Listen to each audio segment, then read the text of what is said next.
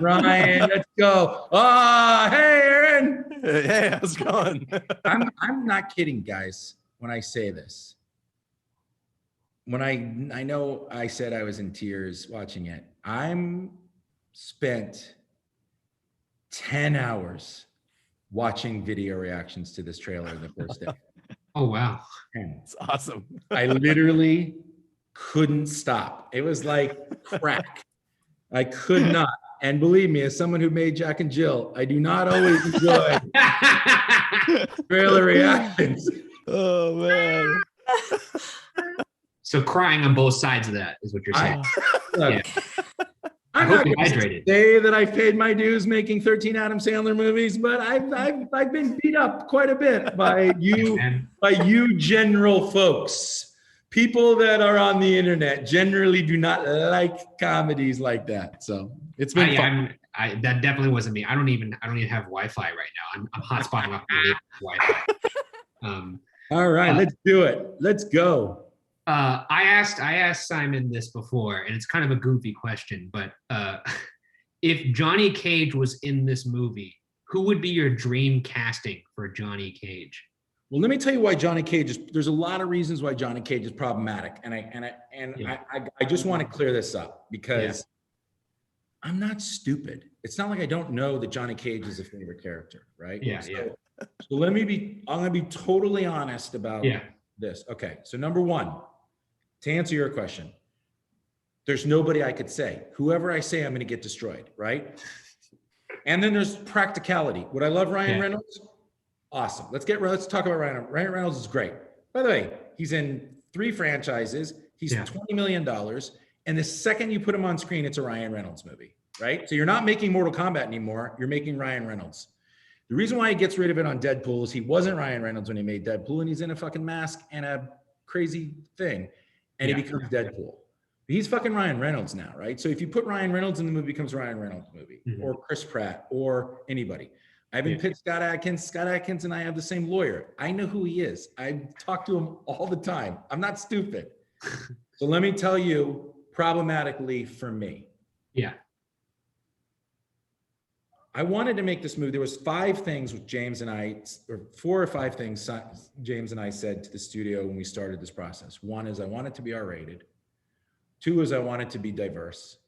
3 is I want the characters to be true to their backgrounds. And 4 is I want the best martial artists in the world.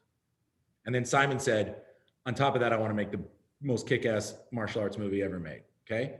But for me, I'm a 30-year veteran in this business. I've made hundreds of movies. And the thing that has infuriated me in my entire career is when someone says about like a movie like Are We There Yet, for example? It's like, that's an urban movie. And I'm like, it's a family movie that happens to have an African-American actor. Yeah. I just couldn't get my head around putting a white actor as a star of this movie. I just didn't feel right to me. It felt wrong. And I have Kano. And so that's my emotional response is it just didn't feel good to me. And this is way before Black Lives Matter, way before like this became a thing.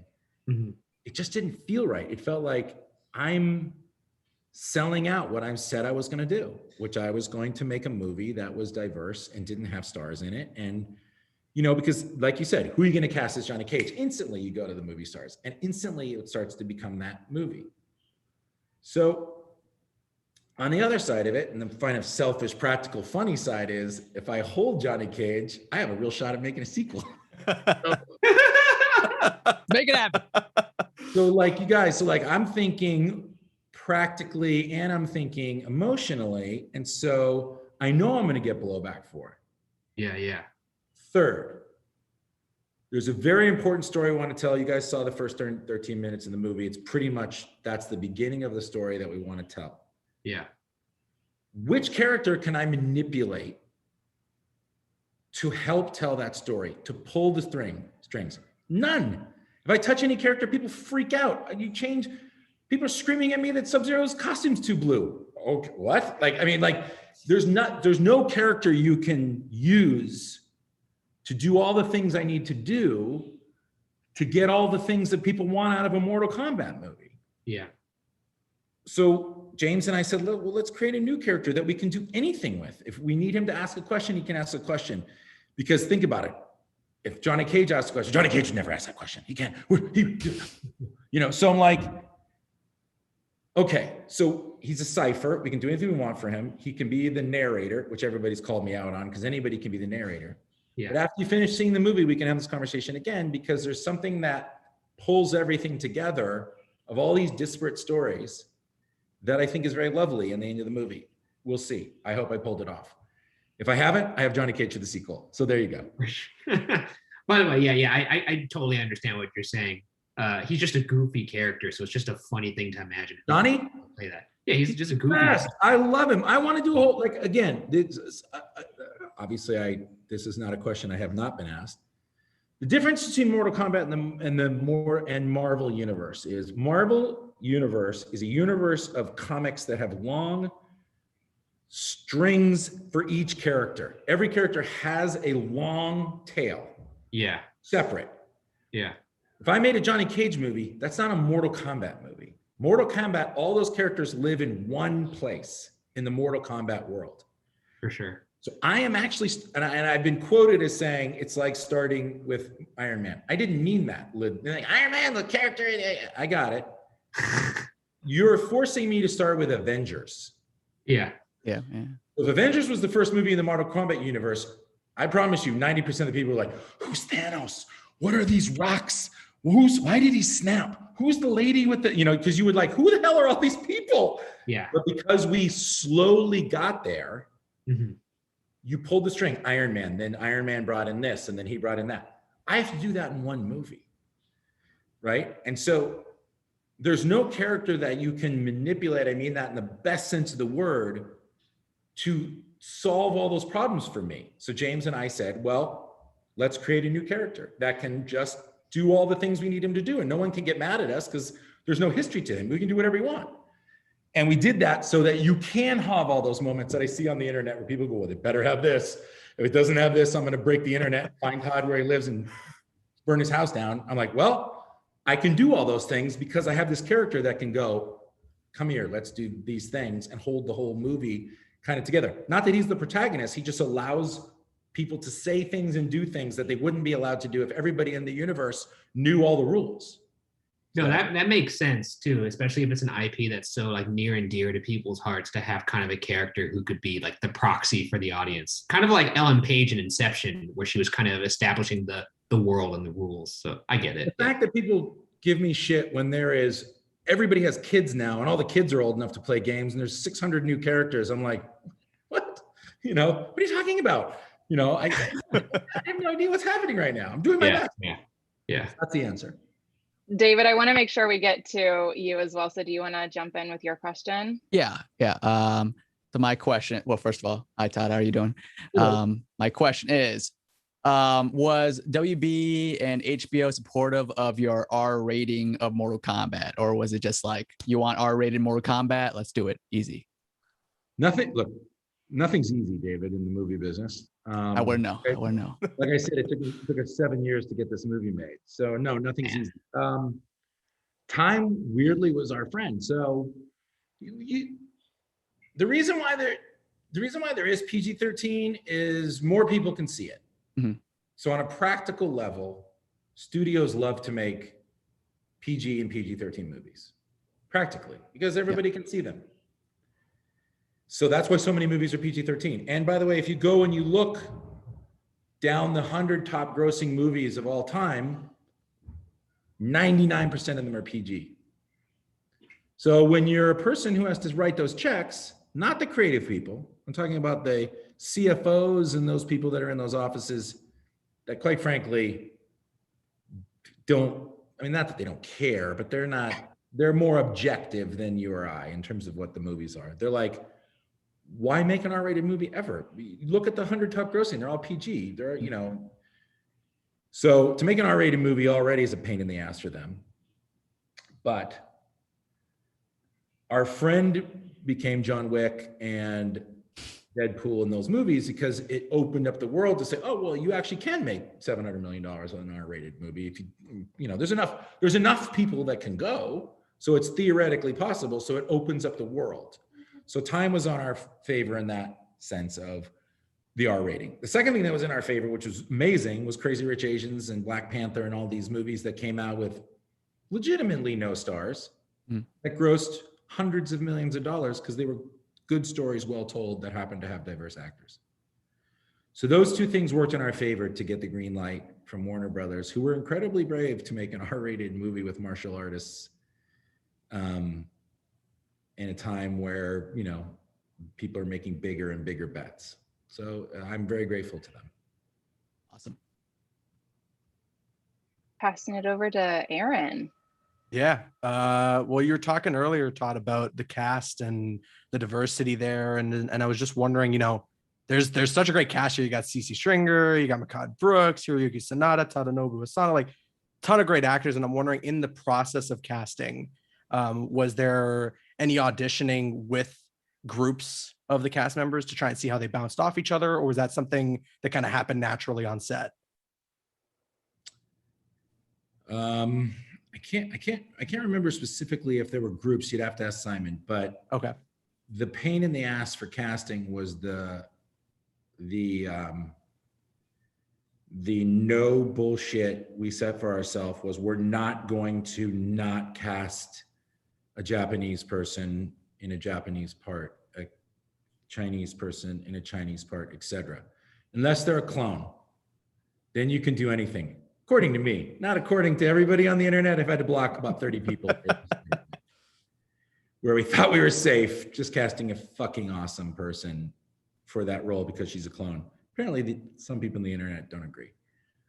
So we were very careful to cast people with the right backgrounds. So we made our jobs incredibly difficult. And plus they had to know how to fight.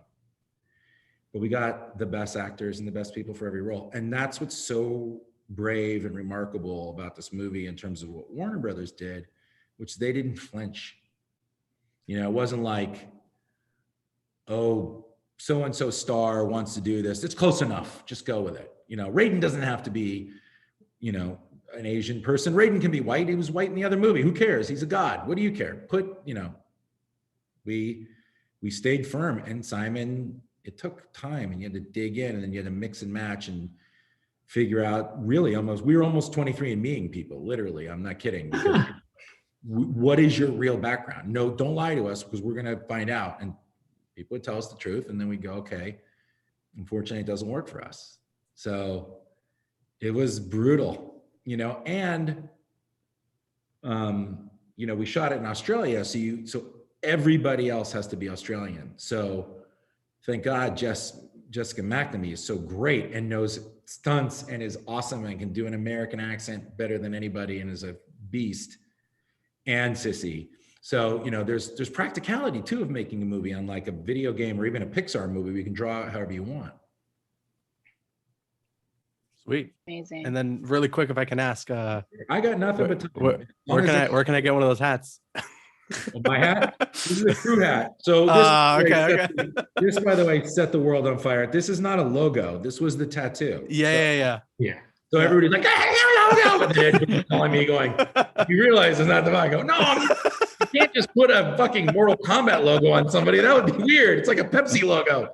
Yeah. So again, it's so funny because, and I love it.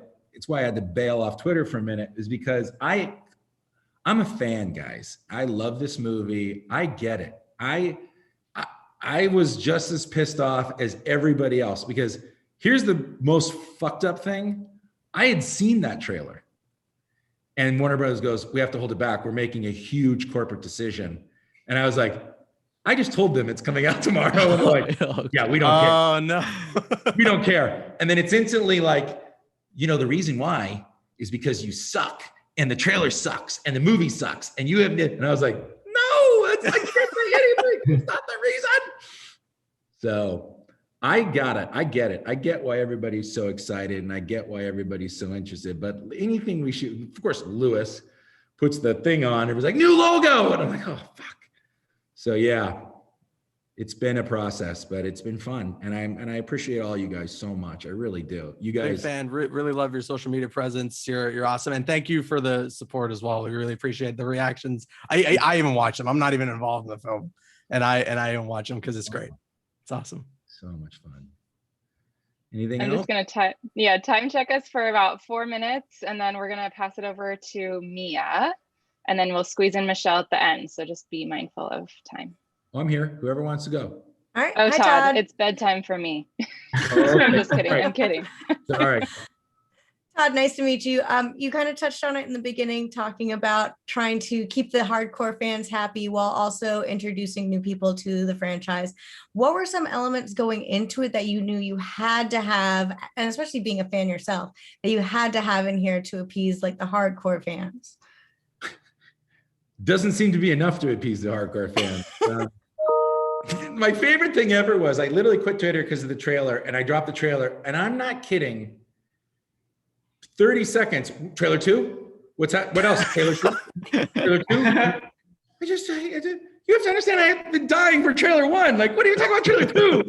So it's insatiable. There's no way to appease the hardcore fans. So at some point you have to have blinders on. You have to say, okay, there's no way we're going to appease the hardcore fans. Totally. So it's so obvious. You got to have Scorpion. You got to have Sub-Zero. You got to have Jax. You got to have Sonya. You got to have Liu Kang. You got to have Kung Lao. You got to have, I'm not going to tell you, no. And and for me, I wanted to tell the Bihan Hanzo story. So I wanted to do that. And so that became everything. And so everything was that story, because I can't think of an action movie made in the United States that starts off with 13 minutes with no English, only subtitles said in their real language, that sets up heartbreak, love, emotion, revenge, genocide, like you kill a kid. Like, I mean, it's just bonkers, that first 13 minutes. So I knew if I could just tell that story well, that the fans would follow. And so what I get a kick out of is no matter what I say, they're never going to be happy. So it just kind of makes me happy to be able to say, okay, I mean, it is what it is. And I'm, if you're going to be a jerk and say crazy shit, and I know that you're just insane, and not insane, but you're just like looking to piss me off and be angry, I'll just block you. I don't need it in my life. It's like, what do I care? So I appreciate when someone's like genuinely confused or upset or doesn't understand a decision that we made, because we're fans and we all love the movie, all of us, deeply, more than probably anybody. I've been living with this movie for 7 years, and I hope to make this movie until I die. So I care more than probably most people do. So when people are upset, I completely sympathize and I understand it. And I want to be given the chance to make WandaVision with the monks. I'll do 9 hours with Ludi and Max and just do that. I'll do it. Or idea, Johnny Cage spinoff TV show, whatever. 100%. Johnny deserves it. He deserves his own show. But until I get the Mortal Kombat movie off the ground, I can't do that. I can't start with that. So I have to get there. So I'm fully aware, and I want to do everybody right. And what makes me laugh, and I just sit there and laugh at it, is I go through WandaVision. It's like, yeah, but I'm changing Agatha. She's not the same. And people are like, okay, Kevin. And me, they're like, fuck you. Yeah, right. I'm sorry. I got to change some things to make other things work. I'm sorry. So that's where I live. Thank you. Fantastic. And then we'll wrap it up with Michelle. Oh, hold on, Michelle. I can't hear you. I don't know if anyone else can. I can't. All right. I cannot. Testing. There we go. All right, cool. Hey. So pleasure to meet you. I just wanted to bank off of Mia's question with catering to the hardcore fans. But what do you think the fans will love the most when you adapted the game to the film? What did I think, or what do I think now? What do you think now? What do I think people are going to love the most? Yes. Oh my God. The fans? Yeah. The fact that I got a Mortal Kombat movie made with real martial artists and a diverse cast and an R rating, but it doesn't seem to matter. It's gonna be great. I mean, look, I think fans are going to love the most that it's R rated, and I think fans are. Here's what I think fans are going to love, not in any particular order, and I'm sure if I tweeted this, people would argue with me. R rating, martial artists, a director that didn't want to just blow shit up for no reason, a good story, good characters, emotion, most of the beloved characters in the movie, and really interesting through line between Bihan and Hanzo. Awesome. Thank you. You're welcome. Fabulous. Well, Todd, thank you so much for taking the time. Guys, And thank you all for your great questions. So much for everything you do. And thank you for giving me hours and hours and hours of enjoyment watching your reactions. It's been so great. Thank you. Thank Hopefully you. we'll have more to react to soon. Thank you. Bye.